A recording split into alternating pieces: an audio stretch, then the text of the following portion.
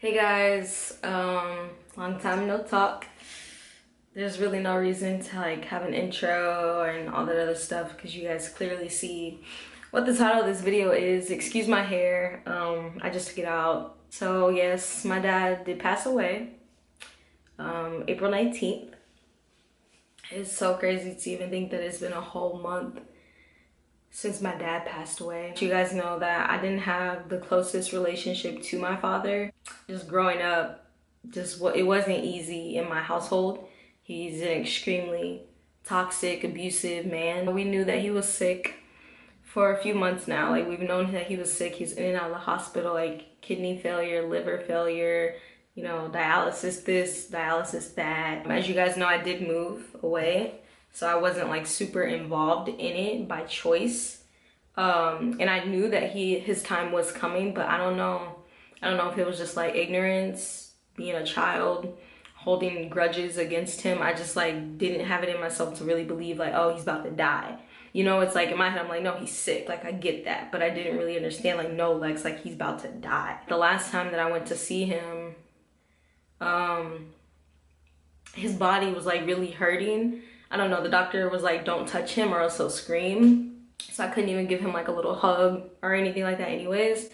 And so I kind of not necessarily ignored him. It's just like, I don't know what to do. I don't know what to say. He's not, you know, he can't really talk. So, you know, I was just kind of like there, but I wasn't there. And I only stayed for like 15, 20 minutes. I kept telling myself that like, you know, I am at peace, you know, like with him going away. That was a lie. So like, before I get too ahead of myself, I also want to tell you guys kind of like another major thing that's happened, not necessarily to me, but kind of sort of like it's impacting me, just because I really want you guys to kind of see like where my mental is right now. So my dad passed away April 19th, and we knew he was sick. We knew his time was coming. 7 days later, my sister called me. She was heading to Atlanta to come be with me for my dad's funeral, which his funeral was on a Wednesday. That Monday before the funeral, my dad's funeral, my sister called me like really hysterical. You know, my sister lives in Nashville and she's like, Lex, you know, like I don't know what to do. She went to check on her dad and she was just like, the house stinks really bad, you know? And she's just like, I don't know what the fuck to do. And I'm just like, and immediately when she described the scent, that immediately brought back so many memories for me because I was there with my childhood dog when he passed away. And there's honestly no words that I can really use to get anyone to understand what the scent of death smells like unless you've smelled it yourself. And that was just a dog. So I can't even begin to imagine what a human being smells like. But yeah, speeding up, unfortunately, my sister's dad also passed away about a week after my dad passed away. My sister's dad was healthy, you know, normal, I guess. We still don't really know what happened. They're still doing the autopsy. It's just a lot, guys. It really is. It's really a lot. I feel like all of the emotions that I was like really holding for my own father, everything just came out because my sister is my world. Like, I love my sister more than anything, anyone in the world. And to just like, her and her father were always like very, very, very close. And growing up, I used to really be envious of my sister and her father's relationship because they were like the best of buds. And I knew that I would never have that with my father, ever, no matter what. And so I used to be really envious of them. Her dad was always kind to me. I wasn't his daughter, but he always treated me nicely. He always asked about me. He would always tell me like, I'm so proud of you. You went to college, you know, like you got a good job. Like, I'm so proud of you. Like, her dad, honestly, I think I felt so much emotion because in reality, I feel like I can name more like happy times and positive times that I've had with her father than I've had with my own. And so just to like find out that my sister found her father deceased in his bed, because it's like, even though I am grieving the loss of my own father and I'm working through how the fuck that even makes me feel, and at the time I didn't really know, and still don't really know now, but I just knew that it's like we're both really hurting right now, but we're both hurting in so many different ways. And I'm hurting so much to a man that I wasn't even close with. I can't even imagine how my sister is feeling knowing that she just lost her best friend. I really wanted to get to her. That was my biggest thing. I kept telling my mom, like, as I'm crying, like, I gotta go to Nashville. I gotta be there for my sister. Like, she is the most important thing in my life. I gotta be there for her. Unfortunately, well, I don't know if the word is unfortunate, but it's just like the very next day is supposed to be my dad's visitation. And in my head, I'm like, do I just skip my dad's funeral to go be with my sister right now? And everyone I talked to was like, Lex, you're gonna regret it. You're gonna regret it. You have to go to your dad's funeral. The only thing I cared about was my sister. And I don't know, my sister, somehow, she's so fucking strong. She's so amazing. She just lost her best friend. She just lost her father, like a real good man. And she was able to, in just a few hours later, pick herself up together enough to say, my baby sister is saying that she's gonna forget everything, skip her own father's funeral to come be with me. That means I need to be with her. So my sister came to me.